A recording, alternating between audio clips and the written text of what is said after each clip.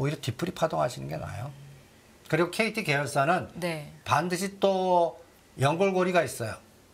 뭐 또 인공지능 칩법도 할 때 뭘 하든지 또 여러 가지 또 재료 가치가 M&A 재료 가치도 있을 수 있거든요. 저는 KT는 계열사 매각을 계속 할 것 같거든요. 구조조정에. 그러니까 그런 데 들어가는지 한번 보시기 바랍니다. 대표님에서 그리시는 돈의 물줄기를 잘 쫓아가고 계신 분들은 분명히 지금 이 방송이 많은 도움이 되실 거라 생각이 드는데요.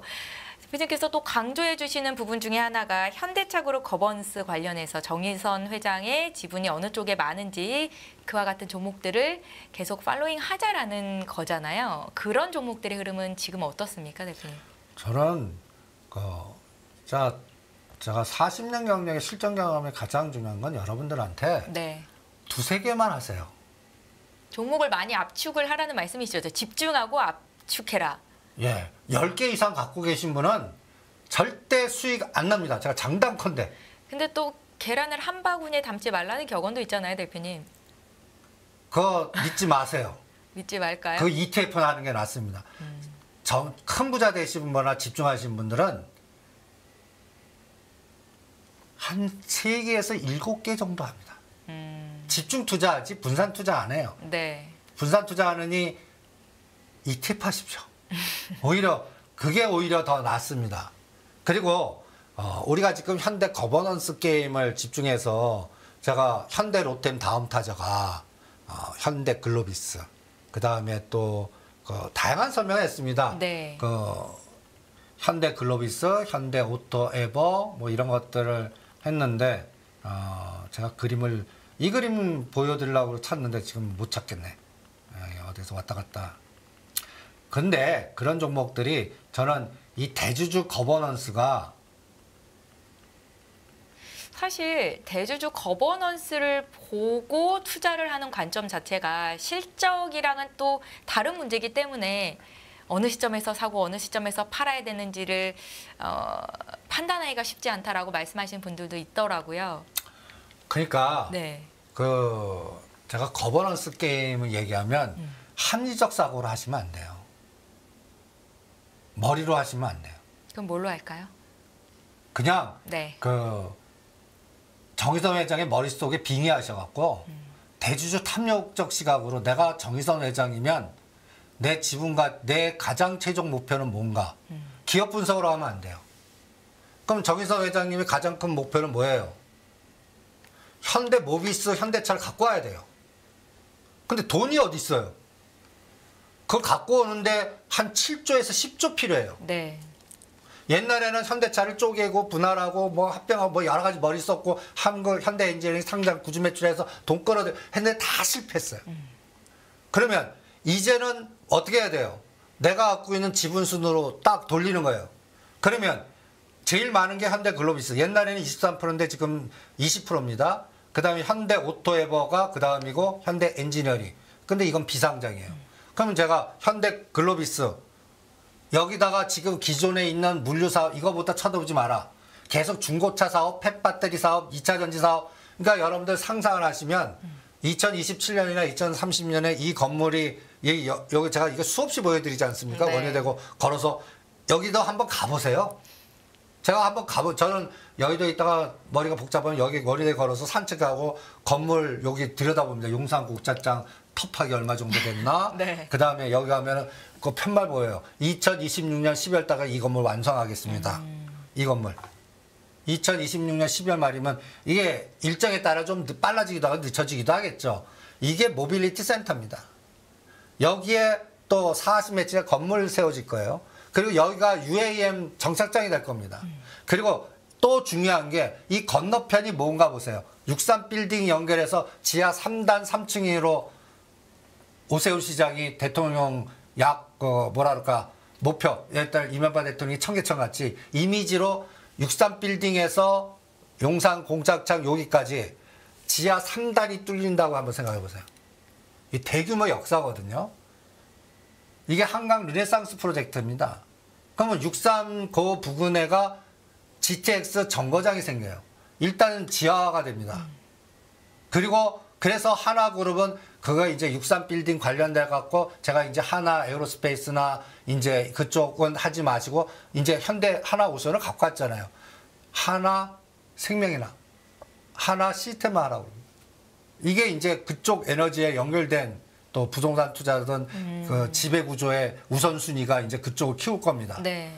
저 건너편은 현대차 그룹이에요. 또 용산 공작창 이 부근에요.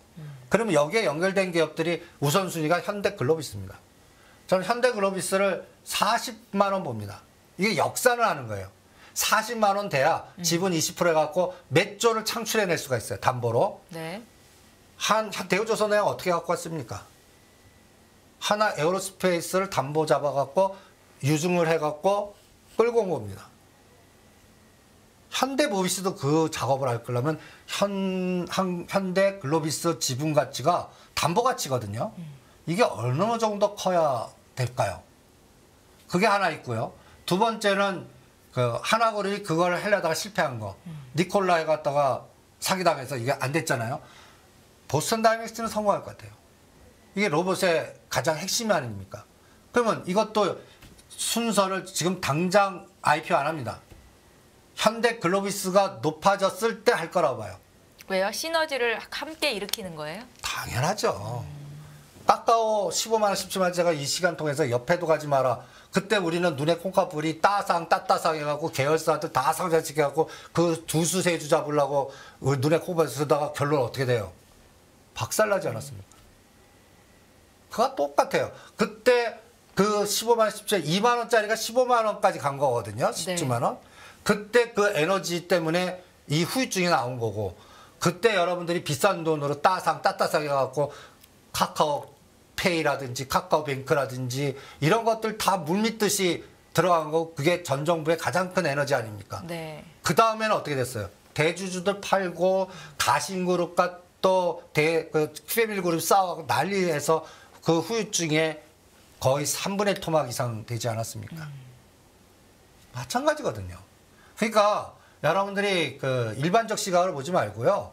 어떤 목표를 달성했으면 저 같은 그 헤지펀드나 옛날 외국계 할 때는 뭐 작업하냐? 주가 떨어뜨리기 작업합니다. 담보 가치 끝났어요. 빌려다가 때리기만 해요. 그래서 100만 주를 200만 주 만들기. 아주 간단한 예로 KG 쌍용차 갖고 와서 KG ETS가 3만 원까지 급등한 다음에 지금 3분의 1 토마 만들잖아요. 그게 그냥 나오는 것들이 아닙니다. 그러니까 지금 이게 소설 같은 얘기 같지만 거버넌스 게임은 소설일 때 사셔야 돼요. 스토리텔링이고 여러분들이 진짜 다 떠도 진짜야. 그때 끝났어요. 이 작업이 대충 3년에서 5년 걸릴 겁니다. 그러면 제일 먼저 뭐를 땡겨야 돼요? 현대모비스는 죽여야 돼요. 그럼 뭘 올려야 돼요? 글로비스 1등. 예. 그 다음에 현대건설, 현대엔지니어링을 어떻게 해야 돼요? 우선주를 이용해서 보통주 갖고 올지 아니면 현대엔지니어링을 합병을 시킬지 이거는 언제 또 값이 제일 높을 때 하겠죠. 그러면 언제 할까요? 사우디에서 수주가 막 하거나 우리나라 진짜 지화시키고 막 해서 대규모 공사 들어갈 때 비싼 값 끌고 와서 해야 되겠죠. 그러려면 또 금리도 내려야겠고. 금리가 확정돼야겠죠. 네. 그러니까 금년은 절대 안 한다고요. 그러니까 건설주 금년은 아니에요. 그러면 현대차 그룹 전체로 돌려보면 현대 롯데면 15,000에서 4만 원까지 이미 이 4만 원의 낙가가 2018년 그 판문점에다 우리가 열광했을 때 우리 부산에서 유럽까지 기차 타고 유라시아 그 떠들었던 그 고점에 와 있는 겁니다. 2018년 고점이 지금 현대 롯데 고점입니다. 네. 그러면 지금 사이클에서 여력이 있는 게 뭐예요? 현대글로비스입니다. 그러면 현대글로비스는 우리가 15만 원에서 했잖아요. 지금 20만 원 넘을 그러니까 자꾸 여기서 만 원 갖고 충돌해요. 20만 원 선을 뚫지 못하고 계속 내려오더라고요. 그러니까 가격의 변화일 때는 네. 한 번에 안 갑니다. 20만 원, 30만 원, 40만 원 이렇게 선을 그어놓으시고 20만 원에서 22만 원 사이에서 일부 좀 던져보십시오. 네. 그러면 어디 진폭이 나올 겁니다. 그 다음 파동이 25, 27, 30 이렇게 가지 이게 쭉 가는 그래프들이 아니에요. 그러니까 현대글로비스, 그 다음에 현대오토웨어가 10만 원짜리가 어느 날 갑자기 지금 거의 15만 원에 가까워집니다. 이게 40, 50% 올랐거든요.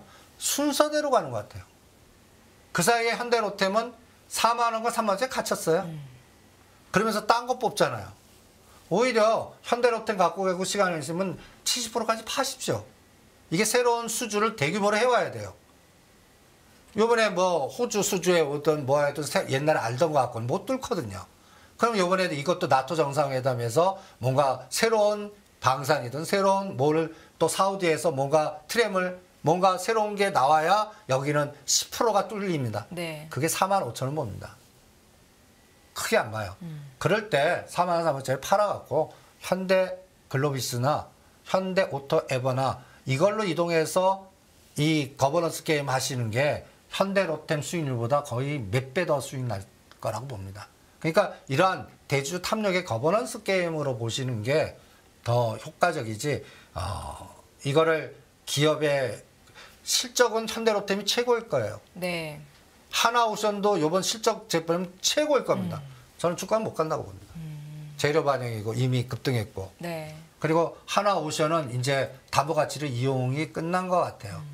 그러니까 이거는 그냥 박스에서만 흔들 거라고 생각하거든요. 그래서 오히려 하나오션산인이 피팅 업체 하시는 게 나아요. 조선기자재. 그래서 요새 성황밴드나 동성화이텍이나 이런 오히려 밑에 단에서 자꾸 기자재 쪽에서 막 순환이 나오지 않습니까? 오히려 하나오션보다 밑에 단의 피팅 업체. 오히려 이런 것들을 조절하시는 게 여러분들이 어떤 주가를 볼 때 가장 중요한 게 뭐예요? 싸게 사서 비싸게 팔아야 됩니다. 비싸게 사서 나보다 호구인 더 비싸게 판다. 내가 호구가 될 수 있어. 네. 그것만 명심하시면 이 시장에서는 다치지 않을 수 있습니다.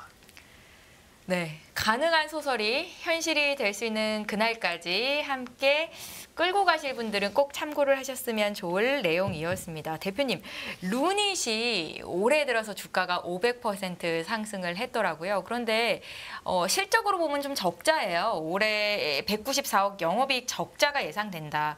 사우디아라비아 가상병원 프로젝트 참여 소식까지 더해지면서 주가가 이렇게 많이 올라왔는데 이쪽 섹터는 어떻게 보세요? 좀 간단히 들어볼게요. 옆에도 가지 마요. 옆에도 가지 말아요. 루닛, 뷰노 가지도 마세요. 이 바닥에 그걸 한 뭐랄까 하우스가 2만 원짜리입니다. 아직도 2만 원짜리 팔아야 돼요. 그리고 이제 대주주들이 팔기 시작할 겁니다.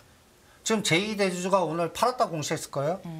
그러니까 옆에도 가지 마십시오. 네. 이거를 3년 전에 세팅해서 마케팅해갖고 하는 집단 에너지가 있었습니다. 이게 지금 2만 원짜리가 얼마까지 간 겁니까? 10번을 달성하시니까 이제 이쪽 에너지들은 어떻게 엑스트라나 눈에 뻘걸 겁니다. 그래서 제가 그거보다 뭐 하자고 했죠? 큐렉소, 네. 고용. 근데 큐렉소도 단기간에 더블 갔어요. 그러니까 큐렉소도 이제는 오히려 파십시오. 이제 남은 게 고용 남은 것 같아요. 고용. 이 고용이 뇌 쪽 관련된 수술 로봇 이 에너지가 특허가 굉장합니다.